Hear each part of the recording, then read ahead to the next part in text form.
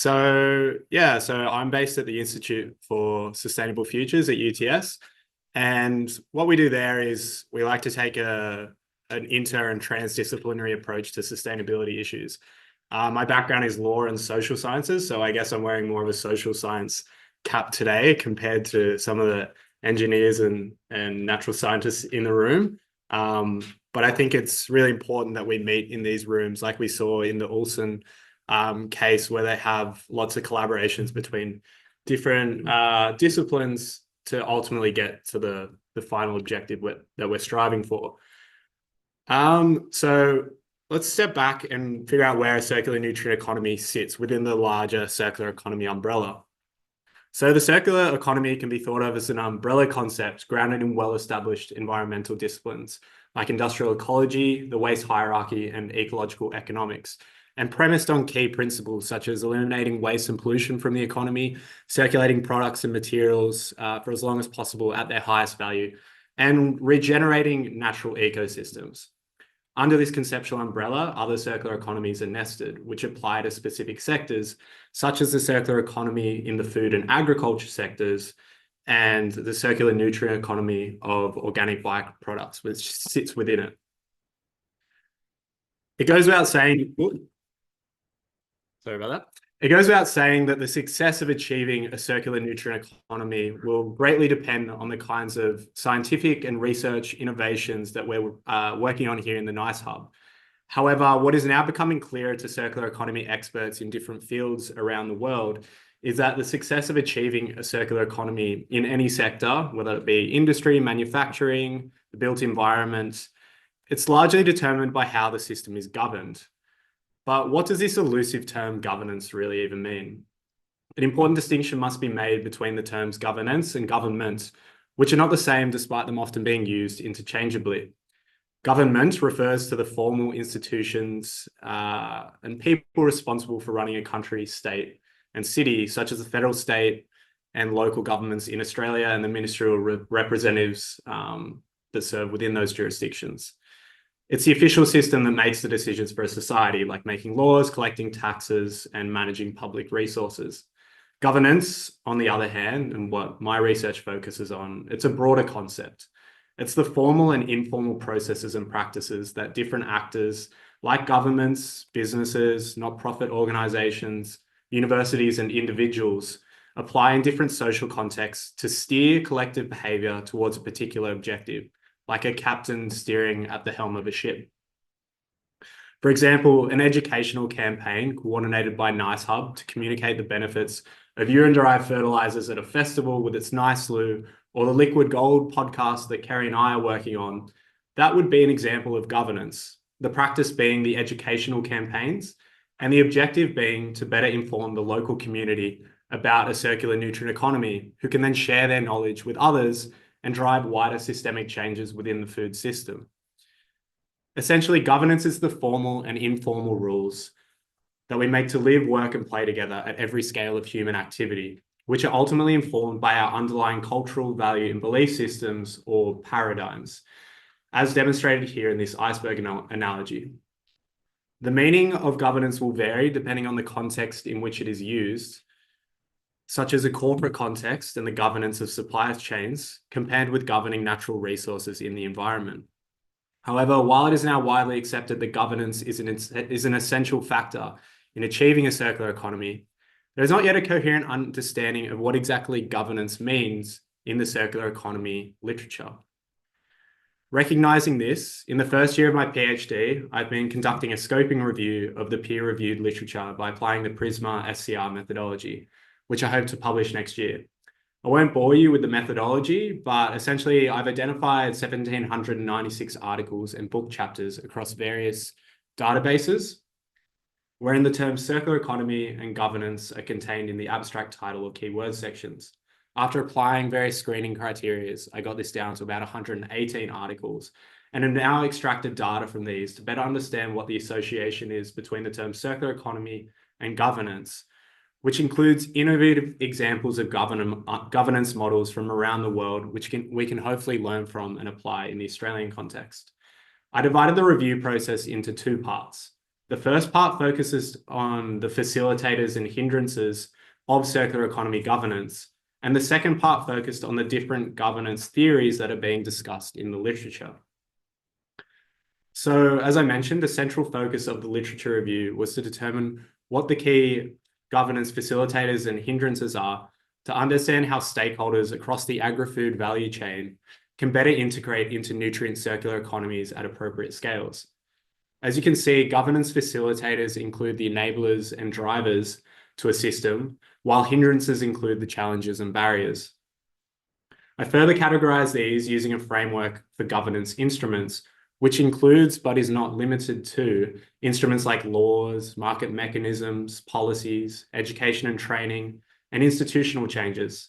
From my research, I discovered that some of the key enablers and drivers of effective circular economy governance included changing policies at different jurisdictional levels so that there is a clearer vision of what the circular economy looks like for different stakeholders along the value chains. Amending statute laws so that they're more uniform across different jurisdictions and providing a clearer regulatory framework for industry actors to follow.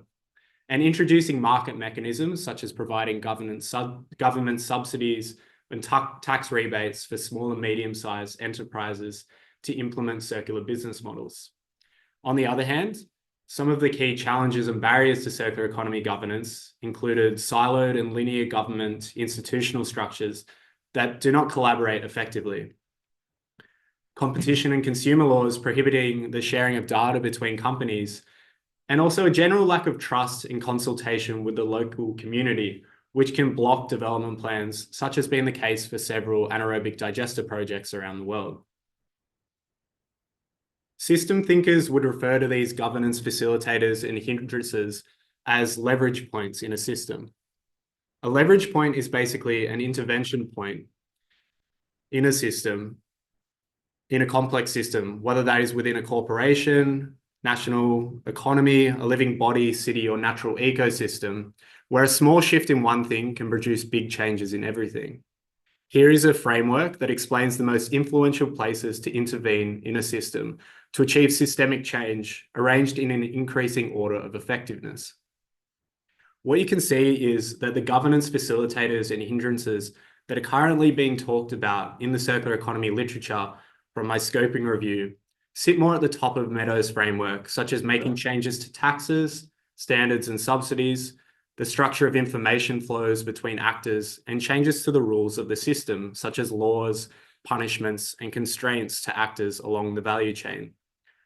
Don't get me wrong, while these governance instruments are all important in their own right, they do not necessarily address the deeper paradigm shift of the broader system, such as the culture, value, and belief systems from the iceberg analogy earlier, which has been identified by system scholars as the most influential leverage points to intervene in a system.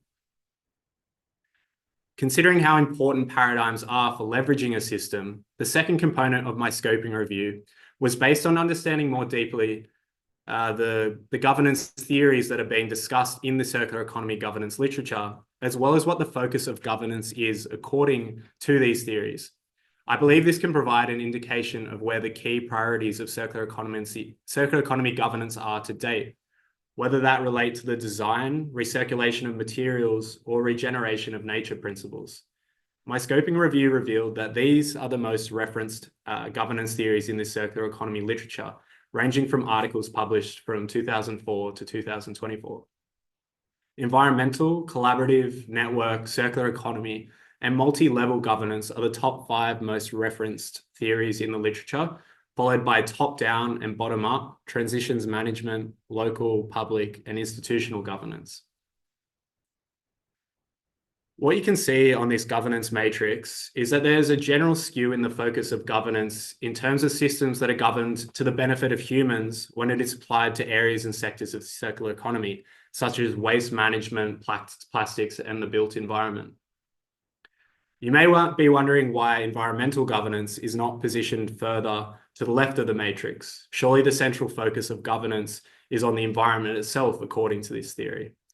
However, if you look at the history of environmental governance, it is predominantly focused on the conservation of natural resources for the benefit of humans, whether that be for economic purposes, like the management of trees in the forestry industry, or to protect national parks and lakes for tourist purposes. Meanwhile, theories like network and collaborative governance focus on how independent networks of actors across government, industry, academia, and civil society can coordinate their decision-making to have mutually beneficial outcomes for each of their interest areas.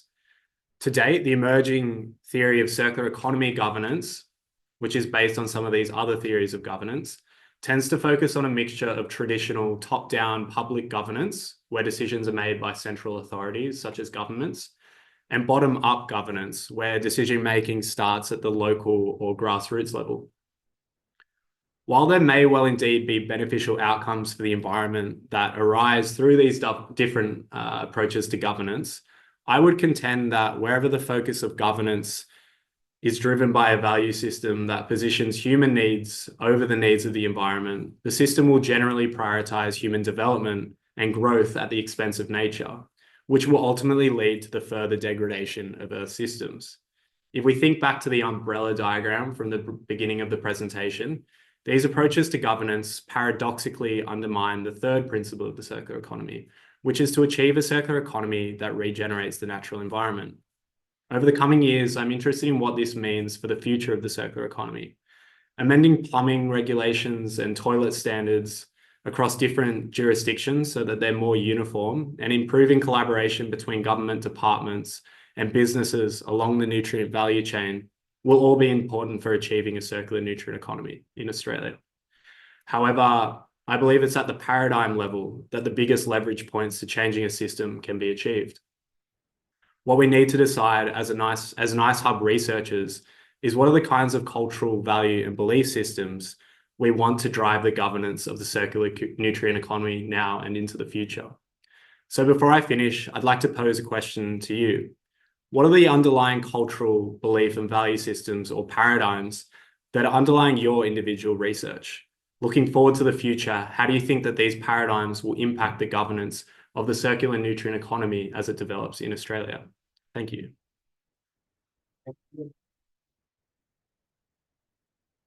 Okay, so the discussion